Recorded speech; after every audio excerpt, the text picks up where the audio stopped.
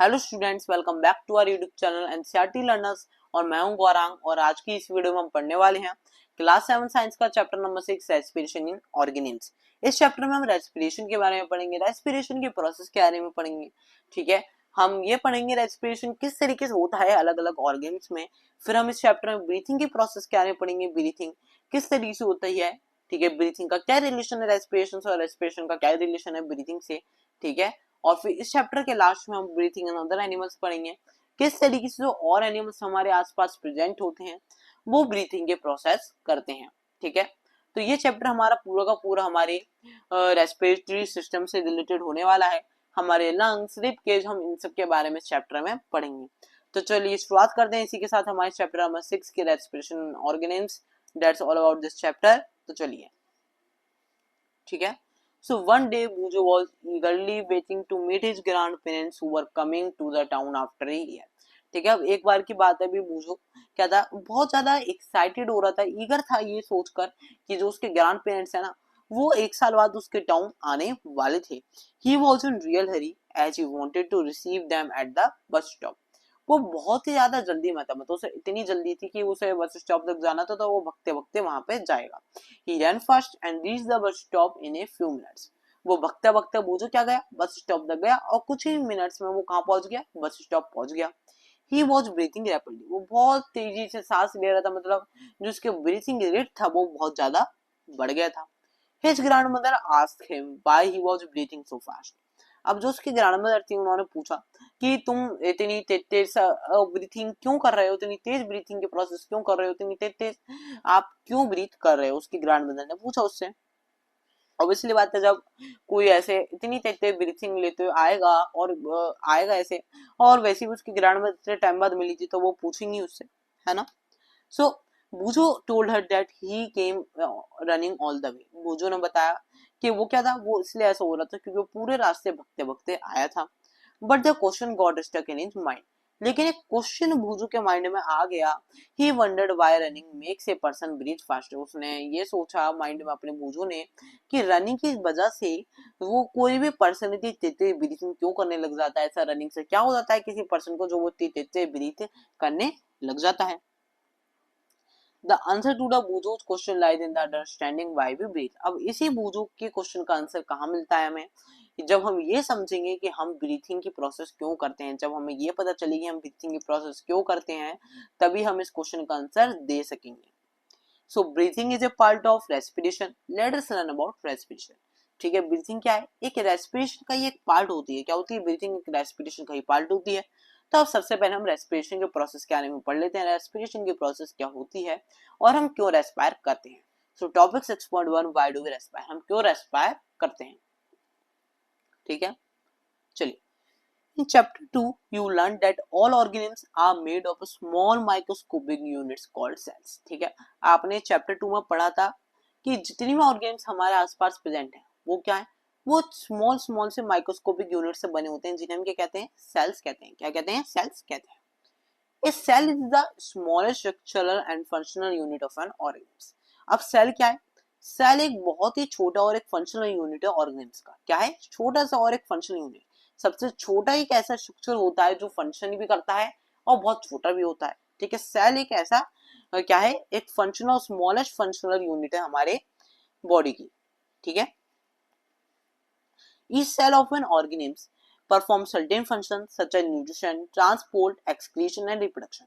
हमारी बॉडी का हर एक सेल कोई ना कोई काम करता है या किसी न किसी चीज में हेल्प करता है, जैसे कि फूड को डाइजेस्ट कर न्यूट्रिशन ट्रांसपोर्ट करवाने में या फिर न्यूट्रिशन को प्रोड्यूस करवाने में, एक्सक्रीशन की प्रोसेस या रिप्रोडक्शन की प्रोसेस में भी सेल सारे काम आते हैं। To perform these functions the cell needs energy.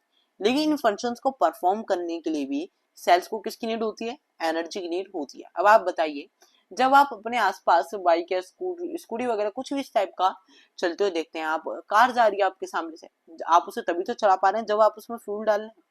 ठीक है, आप अपने बारे में बात कीजिए, आप आज तभी तो खड़े हैं जब आप खाना खा रहे हैं, है ना।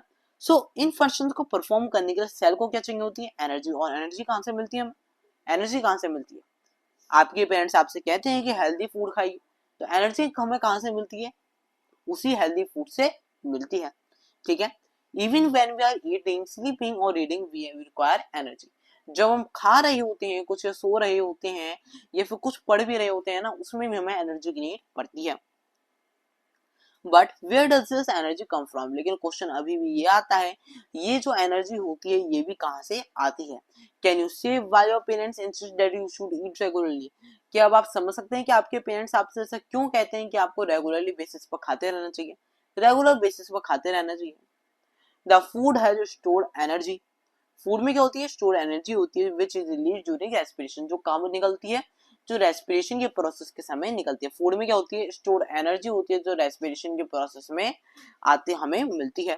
ठीक है, ये फूड तो आपने खा लिया, लेकिन आपका जब फूड डाइजेस्ट हुआ, जैसे आपने चैप्टर 2 में पढ़ा होगा, तो उसमें आपने चैप्टर 2 में पढ़ा था कि हमारा फूड डाइजेस्ट होता है, डाइजेस्ट होकर पूरी तरीके से ग्लूकोज में कन्वर्ट हो जाता है। जब वो ग्लूकोज में कन्वर्ट हो जाता है तो वो हमारे हर एक सेल के पास जाता है। एवरी सेल, हमारे बॉडी में हर सेल और हर छोटे से छोटे और बड़े से बड़े ऑर्गन तक वो जो ग्लूकोज होता है वो पहुंचता है। वहां पे किस में कन्वर्ट करते हैं, सेल उसे एनर्जी में कन्वर्ट करते हैं। तो फूड में क्या होता है, स्टोर्ड एनर्जी होती है जो रेस्पिरेशन के प्रोसेस में हमें मिलती है। आपने उसे डाइजेस्ट तो कर लिया, लेकिन वो डाइजेस्ट होकर भी ग्लूकोज में कन्वर्ट हुआ। अब ग्लूकोज को भी तो आपको एनर्जी में कन्वर्ट करना होगा, तो इसका काम कौन करते हैं, इसका काम हमारे सेल्स करते हैं, हमारे बॉडी सेल्स करते हैं। Therefore, all living organisms aspire to get energy from food. इस वजह से जितनी भी हमारे आसपास लिविंग ऑर्गेन्स होते हैं वो रेस्पिरेशन की प्रोसेस करते हैं ताकि उन्हें फूड से एनर्जी मिल सके। During breathing we breathe in air, जब हम ब्रीथिंग के प्रोसेस करते हैं तो हम एयर को ब्रीथ करते हैं, मतलब हम सांस लेते हैं। आपने, ठीक है, you know that air contains oxygen, हम जानते हैं कि आप भी जानते हो, हम भी जानते हैं कि एयर में क्या होती है, ऑक्सीजन प्रेजेंट होती है। जब हम एयर को इनहेल करते हैं तो हम कौन सी एयर को इनहेल करते हैं, ऑक्सीजन रिच एयर को इनहेल करते हैं जिसमें ऑक्सीजन ज्यादा होती है। We breathe out air which is rich in carbon dioxide, और फिर हम कौन सी एयर को एक्सहेल करते हैं, मतलब हम अपने शरीर से फिर कौन सी एयर को निकालते हैं, कार्बन डाइऑक्साइड रिच एयर को। ठीक है, कौन सी है, जिसमें कार्बन डाइऑक्साइड गैस ज्यादा प्रेजेंट होती है। The air we breathe is transported to all parts of the body and ultimately to each cell. ठीक है, फिर जब अब आप बताइए, आपने एयर इनहेल की, लेकिन एयर इनहेल की आपने, ऑक्सीजन इनहेल की, और एयर में आपने ऑक्सीजन सबसे ज्यादा इनहेल की। इनहेल करने के बाद वो जो ऑक्सीजन है, ऐसा तो है नहीं वो हमारे लंग्स तक पहुंच के रह जाएगी, है ना, ऐसा तो नहीं है। तो वो जो ऑक्सीजन आपने इनहेल की वो कहाँ जाती है, फिर वो हमारे हर एक सेल तक, हमारे बॉडी का जो हर एक सेल होता है, हर एक सेल, उस तक वो जो ऑक्सीजन होती है वो वहां तक पहुंचती है। कहां तक पहुंचती है, हर एक सेल तक वो जो ऑक्सीजन होती है वो हर एक सेल तक पहुंचती है।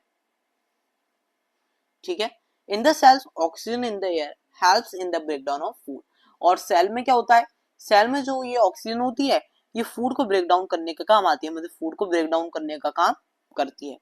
The process of breakdown of food in the cells with the release of energy is called cellular respiration, और जब हम क्या करते हैं, फूड को ब्रेक डाउन करते हैं सेल में एनर्जी के रिलीज होने के साथ। ठीक है, जब क्या होता है, जब ये हमारा जो फूड होता है ब्रेक डाउन किया जाता है सेल में, किसके साथ, जब हम एनर्जी प्रोड्यूस करने के साथ साथ क्या करते हैं, फूड को ब्रेक डाउन करते हैं, उस प्रोसेस को हम सेलुलर रेस्पिरेशन कहते हैं।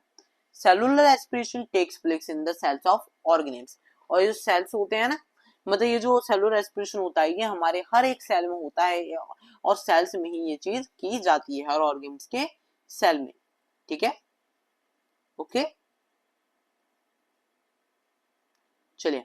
सो in the cell the food glucose is broken down into carbon dioxide and water using oxygen. ठीक है, अब आपने अभी इन्होंने कहा कि जितना भी जो हमारा फूड पहुंचता है ये कहाँ किस में कन्वर्ट कर दिया जाता है, एनर्जी और कार्बन डाइऑक्साइड और वाटर में कन्वर्ट कर दिया जाता है सेल्स में। अब किस तरीके से किया जाता है, तो सेल्स में क्या होता है, जो ग्लूकोज होता है उसे किस में कन्वर्ट कर देते हैं, कार्बन डाइऑक्साइड और वाटर को ऑक्सीजन की मदद से। ठीक है, अब इसके भी दो टाइप्स होते हैं रेस्पिरेशन के। ठीक है, दो तरीके से रेस्पिरेशन के प्रोसेस होती है। ठीक है, so when breakdown of glucose occurs with the use of oxygen is called aerobic respiration. ठीक है, अब ये जो रेस्पिरेशन की प्रोसेस होती है ये क्या होती है, ये ऑक्सीजन के साथ भी होती है, ऑक्सीजन को यूज करके, और ऑक्सीजन का बिना यूज करे भी होती है।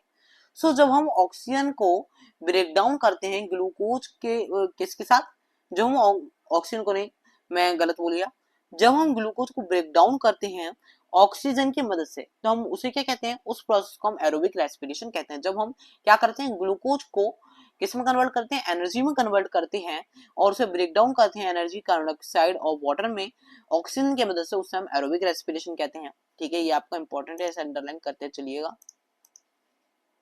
ओके, ये पूरा पैराग्राफ आपका यहाँ से यहाँ तक फिर इंपॉर्टेंट है। Okay,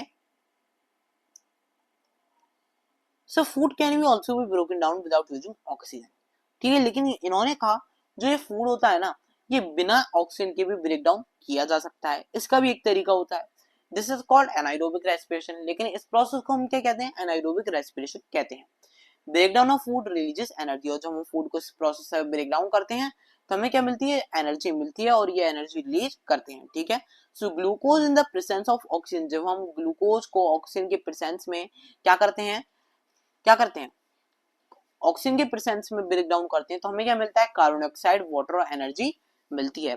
You should note that there are some organisms such as yeast that can survive in the absence of air। अब ठीक है, अभी आपने पढ़ा ग्लूकोज को जो हम ऑक्सीजन के प्रेजेंस में करते हैं ब्रेक डाउन, तो हमें कार्बन डाइऑक्साइड, वाटर और एनर्जी देखने के लिए मिलती है, मतलब हमें मिलती है।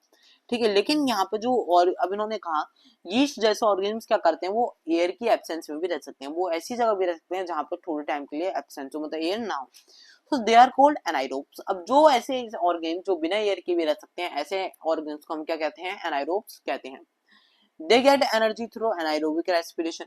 अब ये जो एनर्जी उन्हें मिलती है, कैसे मिलती है, एनाइरोबिक रेस्पिरेशन से मिलती है। एनाइरोबिक रेस्पिरेशन मैंने आपको बताया बिना ऑक्सीजन के होता है। अब इसमें क्या करते हैं, बोलो, in the absence of oxygen glucose breaks down into alcohol and carbon dioxide as given.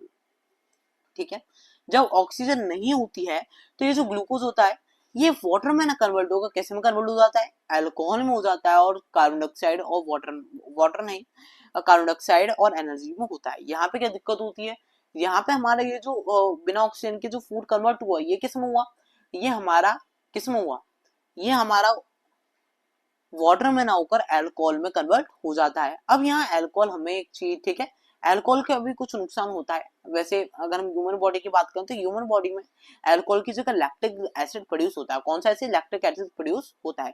ठीक है, लेकिन अगर हम अल्कोहल की बात करें तो यीस्ट जैसे ऑर्गेनिज्म में क्या होता है, अल्कोहल प्रोड्यूस होता है। ठीक है, ये क्वेश्चंस भी आपके कई बार आ जाती हैं, इन्हें भी आप अच्छे से पढ़ती है चलिएगा। ठीक है, ये क्वेश्चंस बहुत आती हैं। ओके, चलिए, yeast are single cell organs. ठीक है, यीस्ट के बारे में भी थोड़ा बहुत पढ़ लेते हैं। यीस्ट आपने सुन लिया, लेकिन कुछ ऐसे होंगे, कुछ ऐसे भी होते हैं। ठीक है, तो यीस्ट क्या है, यीस्ट कुछ सिंगल सेल ऑर्गेनिम्स होते हैं। वो क्या करते हैं, वो एनाइरोबिकली रेस्पायर करते हैं, they respire anaerobically and during the process yield alcohol, और इस प्रोसेस में वो अल्कोहल बनाते हैं। There are therefore used to make wine and beer, और वो क्या बनाने के काम आते हैं, वो वाइन और बियर के बनाने के काम आते हैं। ठीक है, अब देखिए, अब इन्होंने कहा जो हमारे ये जो यीस्ट होते हैं ये अल्कोहल बनाते हैं एनाइरोबिक रेस्पिरेशन। ठीक है, अब आप कुछ सोचिए, अभी इन्होंने यीस्ट के बारे में बताया, लेकिन क्या ह्यूमन बॉडी भी एनाइरोबिकली रेस्पायर करती है, क्या ह्यूमन बॉडी में भी एनाइरोबिकली रेस्पायर करने का होता है। So our muscle cells can also respire anaerobically but only for a short time. अब ये जो मसल सेल्स होते हैं ना हमारी बॉडी में, हमारी सेल्स हमारी बॉडी में जो मसल सेल्स होते हैं वो भी एनाइरोबिकली रेस्पायर कर सकते हैं, लेकिन ऐसा नहीं कि वो हमेशा कर सकते हैं। यीस्ट वगैरह उस टाइप के ऑर्गेन्स होते हैं, बहुत बहुत टाइम तक एनाइरोबिकली रेस्पायर कर सकते हैं, लेकिन ये जो हमारे मसल सेल्स होते हैं कुछ ही टाइम के लिए एनाइरोबिकली रेस्पायर कर पाते हैं। कैसे कर पाते हैं, ठीक है, कब कर पाते हैं, जब हमारे आसपास टेम्पररी डेफिशिएंसी मतलब ऑक्सीजन की कमी। ये जो हमारे मसल सेल्स होते हैं एनाइरोबिक रेस्पायर कुछ ही टाइम के लिए कर पाते हैं जब हमारे आसपास ऑक्सीजन की कमी हो। During heavy exercise, fast running, cycling, walking for many hours और heavy weight lifting, the demand for energy is high. अब आप खुद बताइए, जब आप हैवी एक्सरसाइज करते हैं जैसे कि भाग रहे हैं, आप बहुत तेज साइकिलिंग कर रहे हैं, या फिर बहुत देर से वॉकिंग कर रहे हैं, या फिर हैवी वेट लिफ्ट कर रहे हैं, तो उस टाइम आप खुद बताइए एनर्जी की डिमांड हाई होती है। आपको एनर्जी भी इन सब कामों के लिए ज्यादा चाहिए होती है, लेकिन एनर्जी हमें किससे मिलती है, फूड और ऑक्सीजन की मदद से। ऑक्सीजन नहीं होगी तो हम क्या करेंगे, एनाइरोबिकली रेस्पायर तो करेंगे, लेकिन कब करेंगे, उसी को तो हम पढ़ रहे हैं, जब हमारे आसपास ऑक्सीजन की कमी होगी। ठीक है, सो ऑक्सीजन की कमी क्या होती है, जब आप इतनी हैवी एक्सरसाइज करते हैं तो एनर्जी ज्यादा चाहिए, और एनर्जी ज्यादा प्रोड्यूस करने के लिए ऑक्सीजन और फूड भी हमें ज्यादा चाहिए। अब आपने चलो फूड खा लिया, लेकिन ऑक्सीजन तो आपकी उतनी रही है आपके एटमॉस्फेयर में, ऐसा तो है नहीं कि आपने फूड अगर ज्यादा खा लिया तो आप एनर्जी भी कहीं से, मतलब आप ऑक्सीजन को भी आपने एनर्जी किसी चीज से ज्यादा गेन कर ली, लेकिन आपको उसके लिए क्या चाहिए, ऑक्सीजन भी चाहिए उसे ब्रेक डाउन करने के लिए। तो ऑक्सीजन की जो सप्लाई है वो तो लिमिटेड ही रहेगी, but the supply of oxygen to produce the energy is limited. So then anaerobic respiration takes place in the muscle cells to fulfill the demand of energy. अब इसी डिमांड को पूरा करने के लिए एनर्जी को हमें क्या चाहिए होता है, हम क्या करते हैं, एनाएरोबिकली रेस्पायर करते हैं।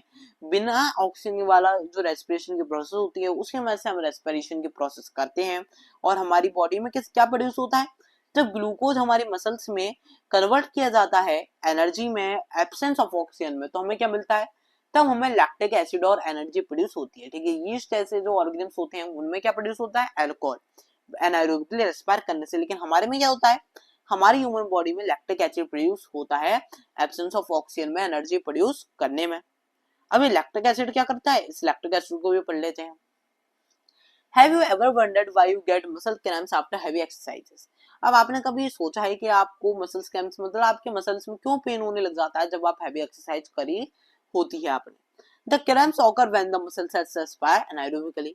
ये जो क्रैम्प्स होते हैं जब आपके पैरों में मसल्स वगैरह में क्या होता है, पेन होता है, तो कब होता है, जब आपकी मसल सेल्स जो होते हैं वो एनाएरोबिकली रेस्पायर करते हैं। कब होता है, ये आपका बहुत इंपॉर्टेंट है, कब होता है एनाएरोबिकली रेस्पिरेशन की वजह से ये जो होता है हमारा, तब हमें क्या होता है फील, तब हमें मसल्स क्रैम्प फील होते हैं, मसल क्रैम्प्स फील होते हैं। The partial breakdown of glucose produce lactic acid.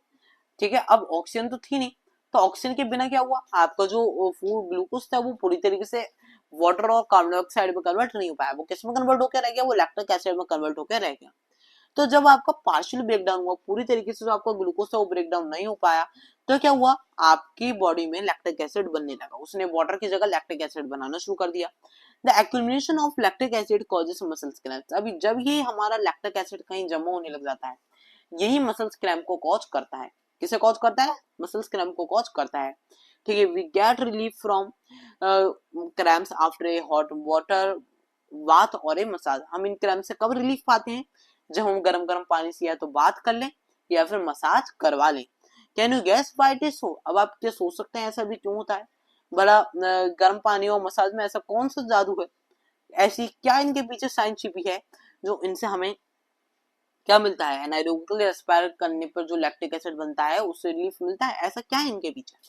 So hot water bath और massage improve circulation of blood. अब ये क्या करते हैं, जब हम हॉट वाटर मसाज वगैरह लेते हैं ना, तो ये क्या करते हैं, हमारे जो बॉडी का वो होता है, जो हमारी बॉडी में किसकी फॉर्मेशन होती है, हमारी जो बॉडी में सर्कुलेशन होता है ब्लड का, क्या होता है, सर्कुलेशन होता है, ब्लड जो सर्कुलेट हो रहा होता है, ऑक्सीजन रिच ब्लड, वो क्या होता है, उसकी जो सर्कुलेशन होती है वो इम्प्रूव हो जाती है। As a result the supply of oxygen to the muscle cells increases. और इसी के कारण क्या होता है, जो ऑक्सीजन की सप्लाई होती है हमारे मसल सेल्स से वो भी बढ़ जाती है, और जब ऑक्सीजन की सप्लाई बढ़ जाती है तो क्या होता है, हमारा जो लैक्टिक एसिड होता है वो पूरी तरीके से ब्रेक डाउन होने लग जाता है, और कार्बन डाइऑक्साइड और वाटर में पूरी तरीके से और एनर्जी में पूरी तरीके से कन्वर्ट हो जाता है। इस तरीके से ये क्या करता है, हमें एनाएरोबिक रेस्पायर से भी जो लैक्टिक एसिड बना होता है उससे भी आराम देता है हॉट वाटर मसाज और हॉट वाटर बाथ या फिर मसाज। ठीक है, और इसी तरीके से हमारा एनाएरोबिक रेस्पिरेशन भी होता है। उम्मीद करता हूँ आपको ये रेस्पिरेशन की प्रोसेस अभी समझ में आई होगी। अब आता है हमारा नेक्स्ट टॉपिक, टॉपिक 6.2 ब्रीथिंग। इस टॉपिक को हम नेक्स्ट वीडियो में कंटिन्यू करेंगे। नेक्स्ट वीडियो का लिंक आपको डिस्क्रिप्शन बॉक्स में मिल जाएगा। साथ ही साथ अगर आपको वीडियो अच्छी लगी तो वीडियो को लाइक करे बिना बिल्कुल मत जाइएगा, और चैनल को जरूर सब्सक्राइब करिए अगर आप हमारे चैनल पर नए हैं। ठीक है, क्योंकि आपके लाइक और सब्सक्राइब से हमें इंस्पिरेशन मिलती है कि हम आप लोगों के लिए ऐसी वीडियो बनाते हैं। नेक्स्ट वीडियो का लिंक आपको डिस्क्रिप्शन बॉक्स में मिल जाएगा, और बाकी आप हमारे चैनल पेज को भी विजिट कर सकते हैं, जहाँ पे आपको हमारी सारी क्लास 6 से 12 की वीडियोस सारी की सारी मिलेंगी। So thank you for watching our video, have a nice day.